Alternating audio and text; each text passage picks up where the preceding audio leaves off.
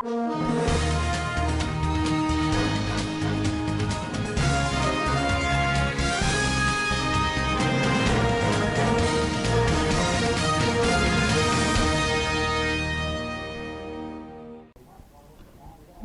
state government explains 37 billion naira refund. Dangote to make 1,000 customers millionaires by November. Nigeria immigration deploys special force to fight bandits in northwest. On business, Naira maintains stability at forex market as dollar supply rises by 57%. And on the international scene, ECOWAS to deliberate again on grey areas as Special Envoy Goodluck Jonathan briefed President Buhari. Hello and welcome to Svtv News. I am Musa Joy Unioza. Zamfara State Commissioner of Finance Alhaji Rabiu Garba has stated that only promissory notes were collected on behalf of the previous administration by the then Director General of the Nigerian Governors Forum. Explaining how the notes were collected, the Commissioner gave the breakdown of the collection by an official of the then Nigerian Governors Forum, who was the first to collect a promissory note of over 14.9 billion naira. The second promissory note, amounting to 22 billion naira, was later collected by the then DG of the Nigerian Governors Forum. He lamented that the collection of the notes were without proper documentation when handed over to the government of Governor Bello Matawalle. In a letter seeking payment and explanation on the 37 billion naira to both the Federal Ministry of Works and Housing and the Debt Management Office, the said amount was fully reimbursed to the state. The Independent National Electoral Commission (INEC) on Monday started the demonstration for the use of electronic voting and the collation of results in Nigeria. The Commission held the demonstration at its headquarters in Abuja, the nation's capital. National Chairman of the Electoral Body, Yakub Mahmood, said the demonstration is the first step in the series of steps to take towards the introduction of e-voting. He said INEC has invited manufacturers of electronic voting machines around the world to practically demonstrate how the machine works, preparatory to full migration from manual to electronic voting. He added that over 40 electronic voting machine vendors have expressed interest in providing the technology required for e-voting in Nigeria. Dangote Cement PLC says 1,071 millionaires across the nation have emerged in its ongoing Bag of Goodies promo season 2. The company made this known in a statement signed by Mr. Anthony Chagina, Group Head Corporate Communication, Dangote Industry Limited, on Sunday. The promo, which kicked off in July, is expected to produce 1,000 millionaires by November 5, 2020. According to the statement, the increase in the number of millionaires came as a result of new winners who were given star prizes at ceremonies held in Lagos, Enugu, Port Harcourt, and Ibadan. Speaking at the presentation of dummy checks to winners in Port Harcourt, Regional Director, South Dangote Cement, Mr. George Okoro, said that the promo was to reward Nigerians. He said they were rewarded for their continued patronage of Dangote Cement over the years. He added that the company was well committed to uplifting and raising the standard of living of Nigerians as well as their financial stability. He charged the winners not to relent but invest the prize wisely to yield more benefit in the future for them.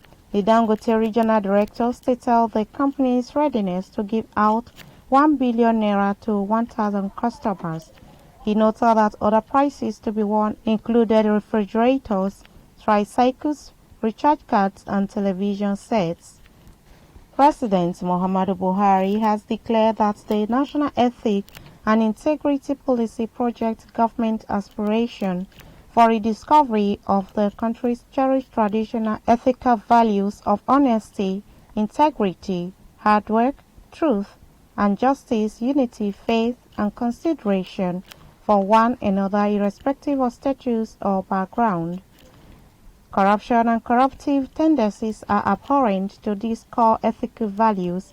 The President said this on Monday in Abuja at the Independent Corrupt Practices and Other Related Offences Commission (ICPC) Second National Summit on Diminishing Corruption and launch of the National Ethics and Integrity Policy, an event to mark the 28th anniversary of the establishment of the Anti-Corruption Agency. For more on this story, over now to Shehu Magaji.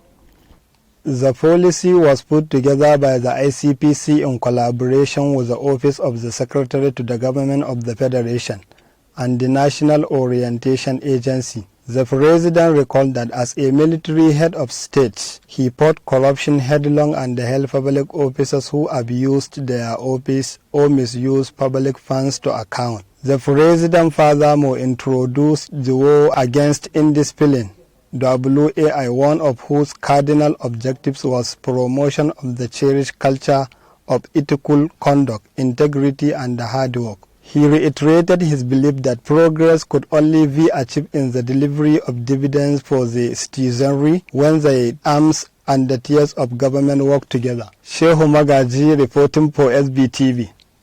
Nigeria's Minister of Communication, Issa Fantami, has launched the Digital Nigeria portal and mobile app. Mr. Fantami said the ministry will develop the capacity of Nigerians to use technology to solve the problems. He said Nigeria is committed to enabling Nigerians acquire high-level digital skills from the comfort of their homes.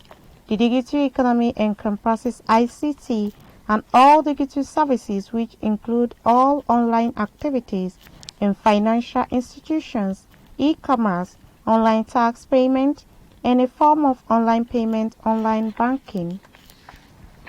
The leadership of the National Assembly said Monday that the 9th Assembly will break the jinx of not being able to pass the Petroleum Industry Bill after several attempts. The President of the Senate, Ahmed Lawan, and the Speaker of the House of Representatives, Femi Gbajabiamila, assured Nigerians that the time had come for the passage of the bill. For more on the story, over now to Peter Phillips. They spoke at a meeting of the leadership of the National Assembly with the Minister of State for Petroleum, Timipri Silva, Group Managing Director of the Nigerian National Petroleum Corporation (NNPC), Mele Kyari, and some other top officials in the petroleum sector. The meeting was essential to brief the National Assembly leaders on the focus of the PIB, which the Senate President confirmed was forwarded to the Assembly about 2 weeks ago. The bill has not been read at the floor of either of the two chambers of National Assembly because the federal lawmakers are currently on recess but will resume session on Tuesday. Mr. Lawan said in his opening remarks that the PIB is said to be jinxed actually for a long time. In the 8th Assembly, the legislature sponsored the bill, breaking it down to about 3. It passed, but there was no assent. He said they want to see an oil industry in Nigeria that is properly regulated, an oil industry that not only sustain the investments that we have, but attract even more investment, an oil industry that is very competitive. Peter Phillips reporting for SVTV News. A community-based initiative seeks to end sexual crimes in rural Nigerian communities. This approach makes use of a team of volunteers to report cases of sexual crimes. In a country of 200 million, where sexual assault is described as endemic and justice for rape victims is seldom within reach, a local community-based approach might just be the shortest cut to breaking the cycle of sexual crimes, especially in rural areas. An air of excitement swept through Una village, a rural settlement in Gwagwalada Area Council of Nigeria's Capital Territory, FCT, as the community's chief inaugurated a community child protection committee, a team of young men and women vested with responsibility to monitor, investigate, and report incidents of rape and sexual crimes within the area. The 80-member team of volunteers were handpicked by the leaders of the community, and the village chief bestowed on them the statutory authority to carry out the task in front of everyone. Recent reports of rape incidents have left many Nigerians enraged over this sexual assault, especially on children and young women. The Nigerian Army is fully in support of the ongoing efforts of the Executive Governor of Borno State, Professor Babagana Umar Zulum, to relocate fellow countrymen and women who are internally displaced in Borno State back to their ancestral home. The Army said the Governor's efforts are commendable and the right step in the desired direction. For more on this story, over now to Dahir Ismail Amafara.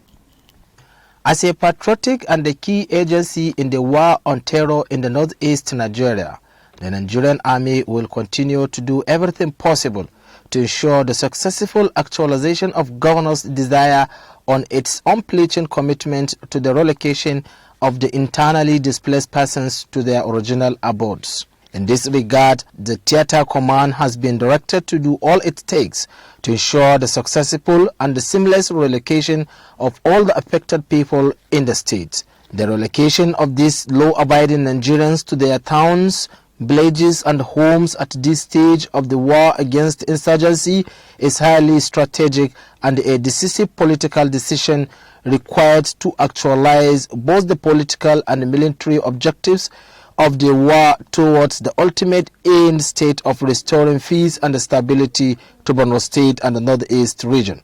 The Nigerian Army commiserate with the Borno State Governor, families of all the fallen heroes, military, police and civilian victims as a result of dastardly act of ambush by Boko Haram terrorist group along Monguno Cross-Kawa Road. The Nigerian Army wishes to once again commend Governor Zulum and Borno State government for this important step and to reassure the nation of its determination and commitment to the successful prosecution of the war on terror in Nigeria. That has been the report.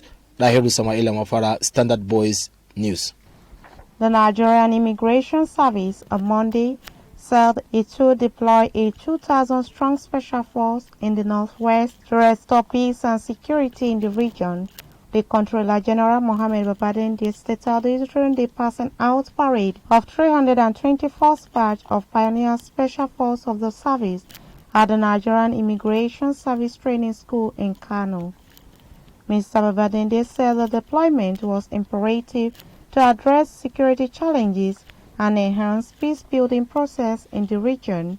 He noted that special operation in the northwest was a definitive military initiative to respond to criminal activities like arson, kidnapping, armed banditry, and cattle rustling prevalent in the area.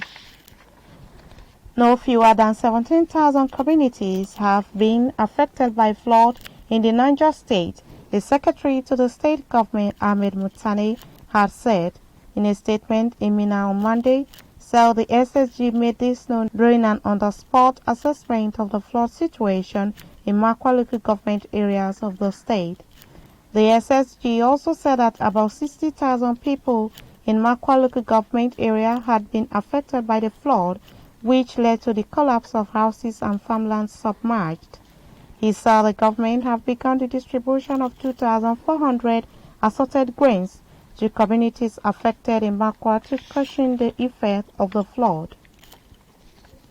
A 15-year-old girl has fled from her hometown in Plateau State to Ekiti State to escape a marriage allegedly organized by her father.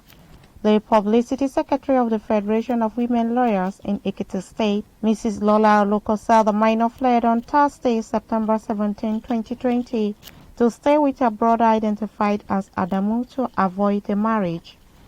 Mrs. Oloko, in a statement titled, "Teenager Flees Home in an Attempt to Escape Child Marriage in Ado Ekiti" on Monday, said the victim later reported at the group's office on September 2022. She said calls were put through to her brother requesting him to be present at a scheduled meeting on September 23, 2020. The girl was then taken to a secret home, a feeder shelter, to spend the night. We'll be right back after this short commercial break. Stay tuned.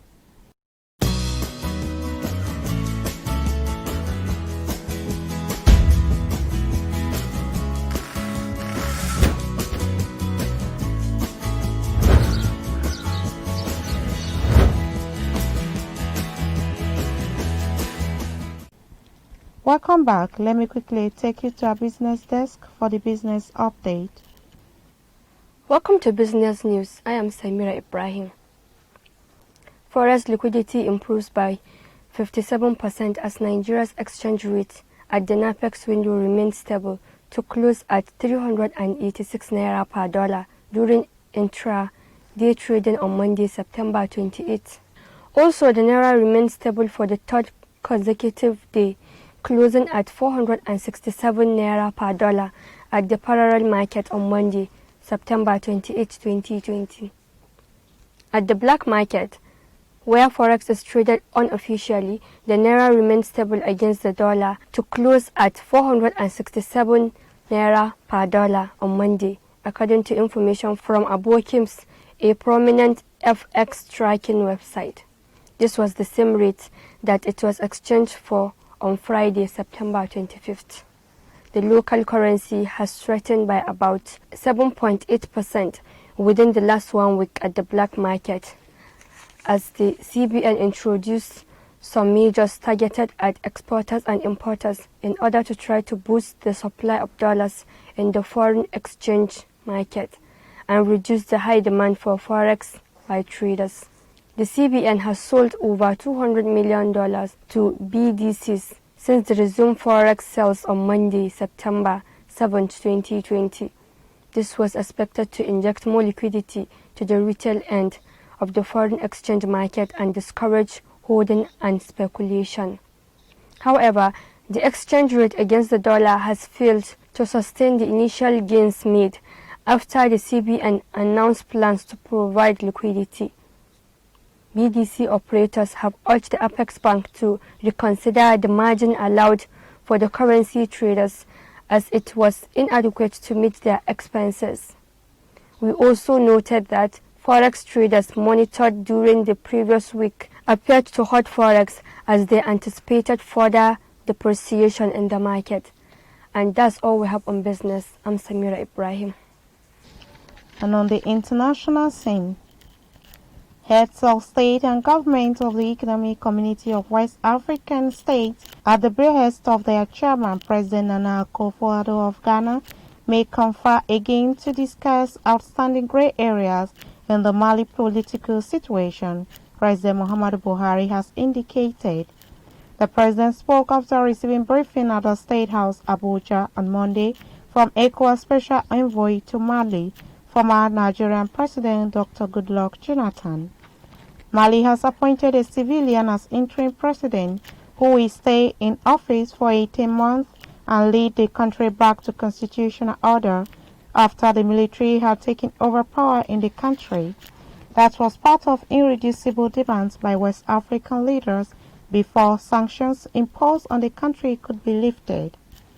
However, according to the special envoy, the military leaders are yet to satisfy ECOWAS' demand of a full civilian as vice president and what his roles would be in government. That position is currently being held by a serving military officer who was also one of the leaders of the takeover.